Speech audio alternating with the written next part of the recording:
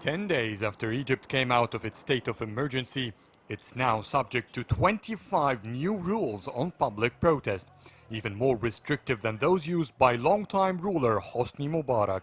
The law bans public gathering of more than 10 people without prior notice, and authorities can refuse permission should they decide the protest is a threat to public order. It gives police the right to use force, including tear gas and clubs, and stipulates strict jail terms, including 7 years for violence, 10 years for obtaining a weapon. The government says the new law will help restore stability, but critics say it strips Egyptians of basic freedoms. This law is aimed at intimidating people and denying them a right to stage a revolution.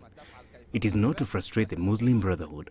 The purpose is to end protest in the entire nation. This means that the government can do whatever it wants and remain silent. This will never happen.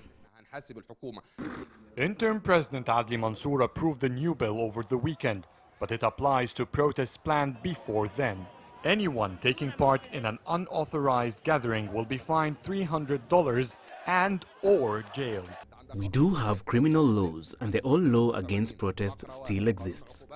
If people are violent, they can be contained using those laws, but the government is not applying them. According to the temporary constitution, the president must get parliament's approval for these new laws. If not the parliament, then a referendum. Otherwise, he cannot impose such harsh penalties. Between regulating and oppressing protests, there's a thin line.